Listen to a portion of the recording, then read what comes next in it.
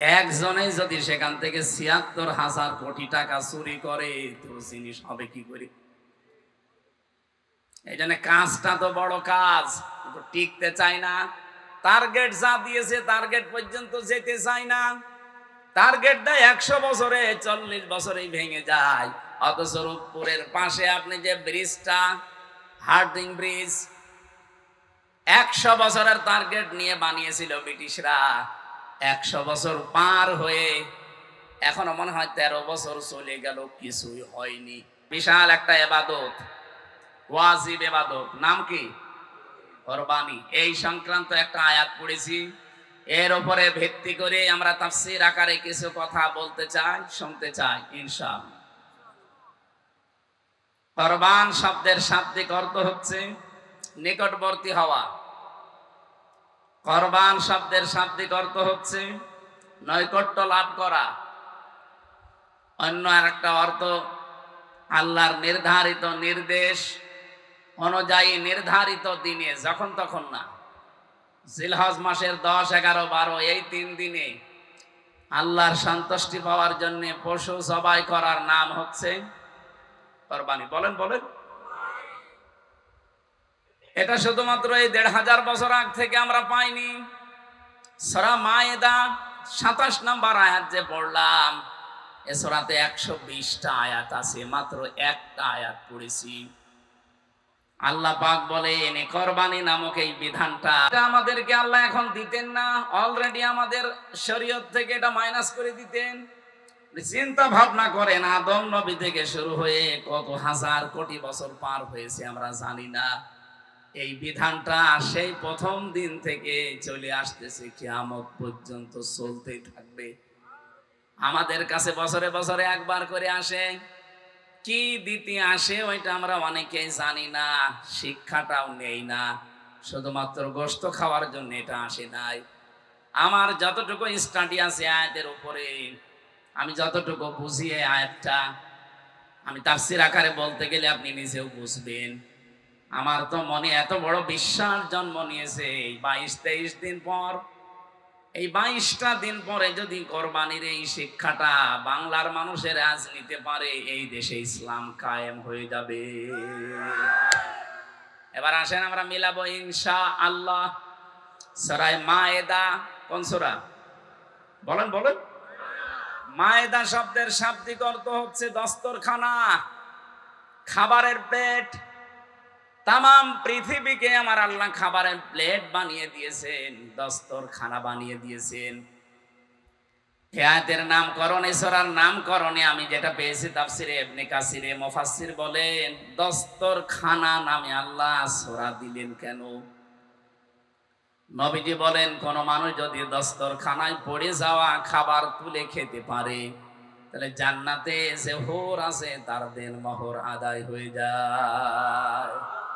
না, সুবহানাল্লাহ বুঝে বুঝেছেন না? আপনি সুবহানাল্লাহ বলার আগে একটু ভাবলেন না যে আপনি এখনো মরেননি যে জান্নাত পাবেন? এখনো মরেননি, জান্নাত পাবেন কি করে? না মরলে তো আপনি জান্নাতে যেতে পারছেন না। তাহলে মরণ লাগবে, এরপরে জান্নাত পাওয়া লাগবে, তারপরে তো হুরের চিন্তা। জান্নাতও খবর নেই, এখনো মরারই খবর নেই, একবারে সুবহানাল্লাহ বলে ফেললেন।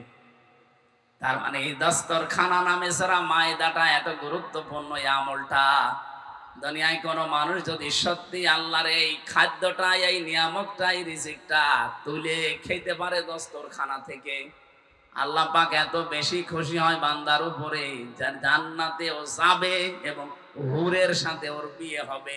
ওই দিন মোহর আমার আল্লাহ এই কাজে আদায় করে দেবে।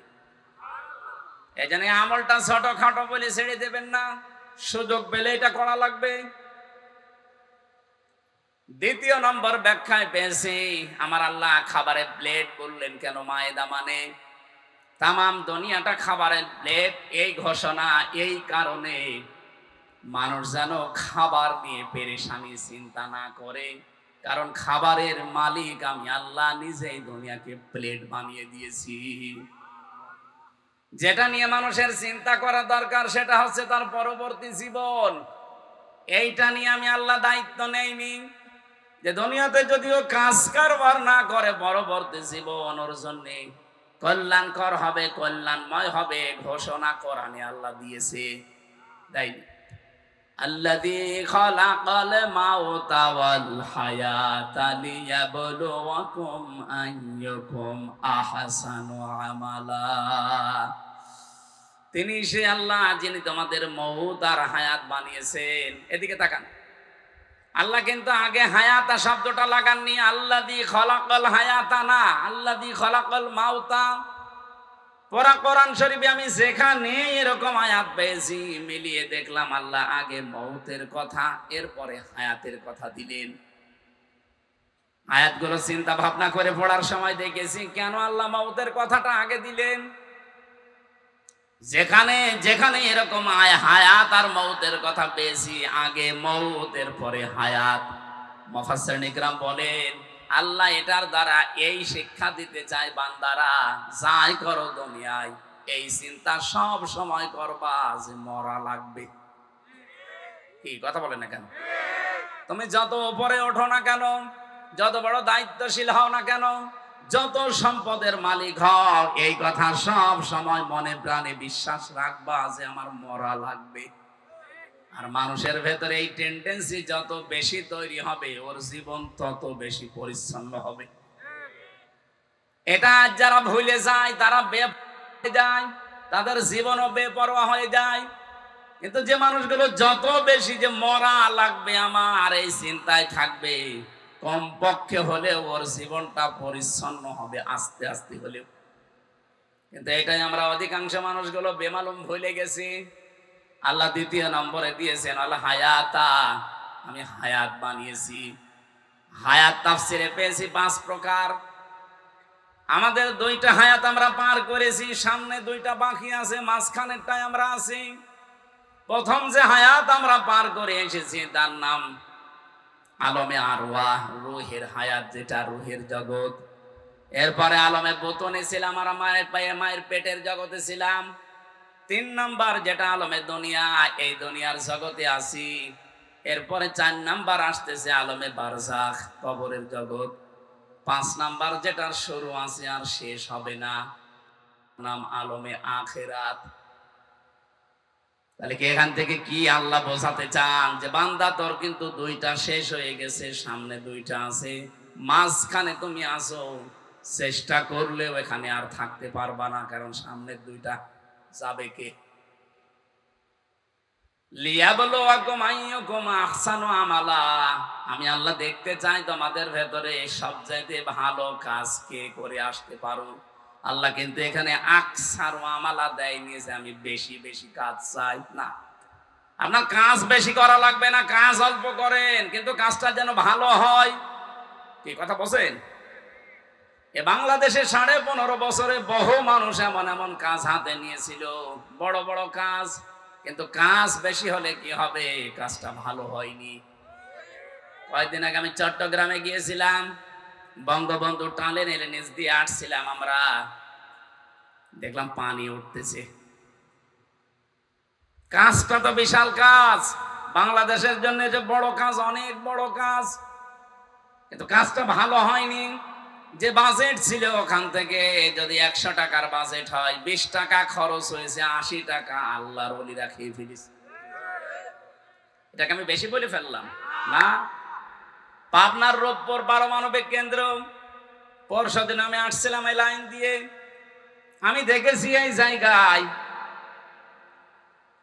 যতটুকু সংবাদ নিয়ে একেবারে অথেন্টিক ভাবে বলছি, ওখান থেকে ৭৬,০০০ কোটি টাকা শেখ রেহানা নিয়ে চলে গেছে। একটা প্রজেক্ট থেকে যদি এত টাকা খায় তো বিশাল জিনিস।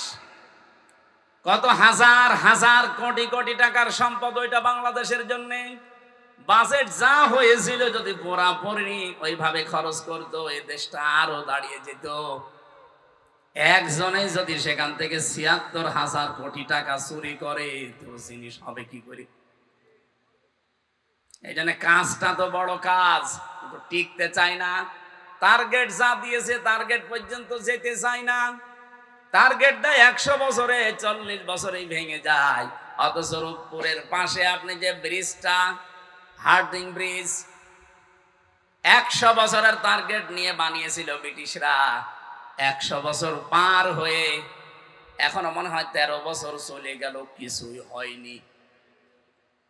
কাজ আপনি যাই করবেন ওই কাজটা যেন ভালো হয়, আল্লাহ এইটা চাই। কি কথা বোঝা গেছে আমার? আপনার কাজ বেশি চাই না, আল্লাহ কাজ চাই ভালো কাজ। যে কোনো কাজ আপনি যেন সর্বোচ্চ যেটা ভালো ওই জায়গা থেকে আপনি আরম্ভ করবেন। রব্বুল আলামিন আমাদেরকে জানিয়েছেন, এই পৃথিবীর মানুষেরা আমি কিন্তু পরবর্তী জগতের কোনো দায়িত্ব আমি তোমাদের নেইনি, কারণ দুনিয়ার হায়াত আর মউত সৃষ্টি করে পাঠিয়েছি। আমি দেখবো যে ভালো কাজ করি ওইটার উপরে কিভাবে তোমার হিসাব হয়। কিন্তু দুনিয়াতে বসবাসকালীন যে বিষয়টা তোমাদের জরুরি, এই বিষয়গুলোর দায়িত্ব আমি আল্লাহ নিজে নিয়েছি। তার ভেতরে অক্সিজেন একটা, কি কেনা লাগে? বলেন বলেন, চিন্তা করেছেন একবারও? প্রতিদিন যদি আপনি অক্সিজেন কিনে বেঁচে থাকতে হতো, 1 কেজি অক্সিজেনের দাম 1000 টাকা। প্রতিদিন একজন মানুষের কমপক্ষে 16 কেজি অক্সিজেন লাগে। এই যে আমরা বেঁচে আছি, 16 কেজি করে অক্সিজেন আমাদের লাগছে।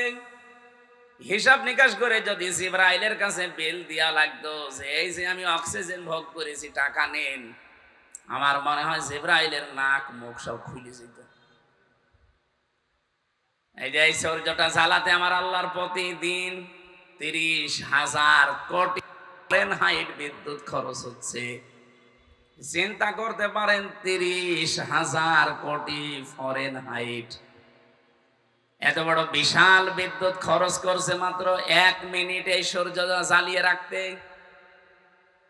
আজ পর্যন্ত এটা তৈরি হয়ে আজকের দিন পর্যন্ত কোনদিন জিবরাইল ফেরেশতা কি এসেছে এই দাকপে যে আপনি শরীর শুকিয়েছেন গোসল করে, পোশাক শুকিয়েছেন, ধান শুকিয়েছেন, এই যে মাসে মাসে এই বিল টাকা দিন? মাঝে মাঝে আমার মনে হয় জিবরাইল যদি আসতো আর মানুষের যা মেজাজ, ওরে থাপ্পড় দিয়ে মেরে ফেলতো। সবচাইতে দামি জিনিসটা আল্লাহ ফ্রি করে দিলেন। এরপরে জীবন বাঁচাতে সবচাইতে বেশি অক্সিজেনের পরে যেটা লাগে তার নাম পানি, এইটাও আল্লাহ ফ্রি করে দিয়েছেন। কথা বলে না কেন? খাবারটা এরপরে এটাও আল্লাহ প্রায় ফ্রি করে দিয়েছেন। এটার দায়িত্ব আল্লাহ নিয়েছেন, এই জন্য আপনি না খেয়ে মরে যাবেন না। এইটার চিন্তা যেহেতু আল্লাহর, এই জন্য মায়েদা দিয়েছেন, মানে দস্তরখানা, খাবারের প্লেট আমি দুনিয়ায় ছড়িয়েছি, তুই না খেয়ে মরবি না। এইটার জন্য তোরে অত পেরেশান হওয়া দরকার নেই। পেরেশান হওয়া লাগবে তোর পরবর্তী জীবন নিয়ে। 60 বছরের জন্য যদি এত কিছু করা লাগে, কোটি কোটি বছর চোখ বন্ধ হলে আপনার শুরু হয়ে যাচ্ছে। ওইটার জন্য কি করা লাগবে এখনই ভাবেন। কিচ্ছু লাগে না মানুষের পরিবর্তন হতে, শুধু একটু মনটা পাল্টালেই হয়ে যায়। তাছাড়া আমি না, নবীজি এখানে যদি এসে ওয়াজ করে আর আপনার যদি মন পরিবর্তনের ভাবনা চিন্তা না থাকে, নবী এসে ওয়াজ করলে আপনার কিছুই হবে না। এই কোরআন শরীফ আমাদের চাইতে পড়েছিল বেশি, লিখেছিল বেশি, বুঝেছিল বেশি একজন মানুষ, তার নাম গিরিশচন্দ্র সেন, নরসিংদী বাড়ি, শিবপুরে। এখনো তার ভিটা পড়ে আছে। এই লোকটা শুধু বঙ্গ অনুবাদ করে নাই, কোরআনের তাফসির পর্যন্ত লিখেছে। অখলনাবাসী এখানে যত বড় হুজুর হোক, যত বড় টুপি মাথায় দিয়ে বসে আছে, দাড়ি মুখে তাই কি, জিজ্ঞাসা করেন তো পুরা কোরআনের প্রতিটি শব্দের অর্থ বলতে পারবে? পারবে? কেউ পারবে? আমারও সম্ভব না, আমি পড়িয়েছিলাম পুরাটা, কিন্তু আমার মনে নেই, আমার আবার দেখা লাগবে। লোকটার কি মেধা আপনি চিন্তা করেন। পুরা কোরআন শরীফের প্রতিটি শব্দের একটা অর্থ না, কমপক্ষে এক একটা করে তার অর্থ জানা ছিল, নাই তো তাফসির করলো কি করে? কোরআনে এমন এমন শব্দ আছে যে শব্দটা যেখানে যেই মাপে লাগবে আপনাকে ওই অর্থে ওখানে ব্যবহার করা লাগবে। যেমন দরবা মানে মারা, দরবা মানে সফর করা, দরবা মানে দৃষ্টান্ত দেওয়া। এরকম 33টা অর্থ আপনাকে বের করে মনে রাখা লাগবে। যেখানে যেটা অ্যাপ্রোপ্রিয়েট হয়, যেটা যে জায়গায় খাটে সেট হয়, ওই জায়গায় ওই অর্থে ওইটা লাগে। আপনি ধরাবার অর্থ মারা, সেখানে যদি দৃষ্টান্ত দেওয়া লাগিয়ে দেন কিয়ামত পর্যন্ত অর্থ মিলাতে পারবেন? এই লোকটা কি পড়া পড়েছিল আমার চাইতে বেশি, আপনার চাইতে বেশি, কোরআন পড়িয়েছেও বেশি, বুঝেছেও বেশি, লিখেছেও বেশি, কিন্তু কোরআন থেকে ওর মন ছিল না হেদায়েত নেওয়ার। এই জন্য মরে যাওয়ার পরে জানাজাও হয়নি, কবরে দেয়নি, পুড়িয়ে ফেলেছে। এই কথা বললেন না কেন? কে বুঝলেন এখান থেকে যে আপনার মনটা যদি তৈরি না হয়, একদিনের ওয়াজ না 365 দিন একাধারে ওয়াজ দিল আপনার কিছুই হবে না। একটু নিজের দিকে তাকিয়ে ভাবেন তো, যে খাবারের দায়িত্ব আল্লাহ বলেন অমামিং দাব্বাতিন ফিল আরদি ইল্লা আলাল্লাহি রিজকুহা। জমিনে এমন কোন বিচরণশীল জীব নেই যার রিজকের দায়িত্ব আমি আল্লাহ নেইনি। এটা যখন নিয়েছে, এইটা নিয়ে তো পেরেশান হওয়া লাগবে না। যেটার দায়িত্ব উনি নেননি, চোখ বন্ধ হওয়ার পরে বিশাল জীবন, ওইটা নিয়ে চিন্তা করেন। নবীজি মসজিদে নববীতে বসে আছেন, হঠাৎ করে কেঁপে উঠলেন। সাহাবীরা বলে, হুজুর আপনি কেঁপে উঠলেন কেন? আল্লাহর নবী বলেন, ফেসাবিরা 70 বছর আগে জাহান্নামের উপর থেকে একটা পাথর জিবরাইল ফেলে দিয়েছিল। ওটাই কিছুক্ষণ আগে জাহান্নামের তলদেশে এসে পৌঁছিয়েছে। এটা কেঁপে উঠেছে, এই কারণে আমি শরীরে আমার কাঁপ ধরেছে। খুলনাবাসী বিবেক খাটান, বুদ্ধি খাটান, মাথাটা একটু খাটান তো। নবীজি কিন্তু তোলার নাম বলেননি, বলেছেন লোহার নাম, পাথরের নাম। এই যে 5 তলা বিল্ডিং এর উপর থেকে আপনি যদি 1 কেজি তোলা ফেলে দেন আর 1 কেজি লোহা ফেলে দেন, কোনটা আগে পড়বে? বলেন বলেন। এটার ভার আছে, কমপক্ষে তোলার চাইতে 10 গুণ আগে পড়ে যাবে মাটিতে। তোলার নাম বললেও তো বুঝতাম যে 70 বছর সময় লেগেছে, লাগতেই পারে, কিন্তু বললেন পাথরের কথা। তার মানে পাথর যদি লাগে জাহান্নামের মুখে ফেলে দিলে নিচে যেতে 70 বছর, আমার কয় বছর লাগবে? বিশ্বনবী ইঙ্গিত দিয়েছেন, পৃথিবীর মানুষেরা তামাম দুনিয়া যদি কেউ সরিষা দিয়ে ভরে দেয়, আর আসমান থেকে যদি একটা পাখি এসে একটা একটা দানা নিয়ে চলে যায়, আবার 70 বছর পরে আর একটা দানা নিয়ে চলে যায়, এভাবে হয়তো একদিন তামাম দুনিয়া ভর্তি করা এই সরিষার দানা শেষ হয়ে যেতে পারে।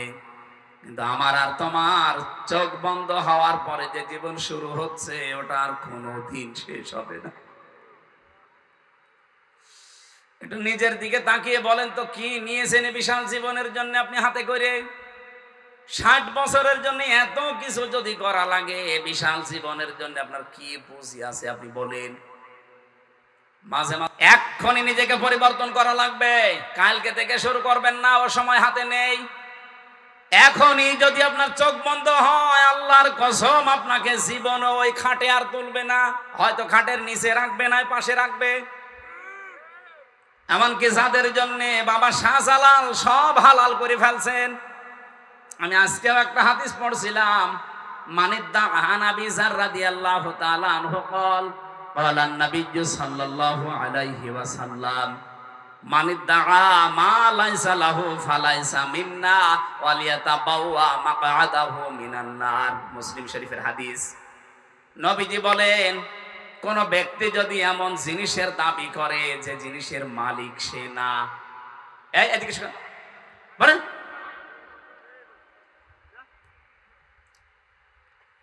কোন ব্যক্তি যদি এমন জিনিসের দাবি করে যে জিনিস মালিক সে না, কিন্তু দাবি করে বসে আছে, আমি নবী বলছি 2টা শাস্তি তার ওই দিন থেকে আরম্ভ হবে।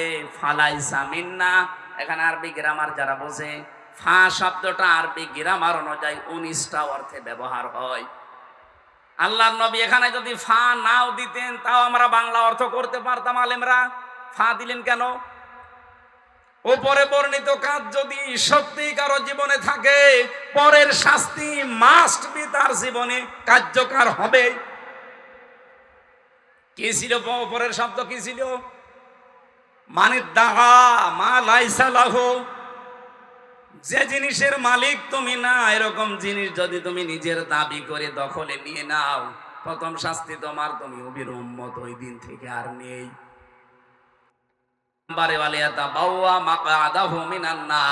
সে যেন জাহান্নামে নিজের স্থান একটা তৈরি করে নিল। বলেন না।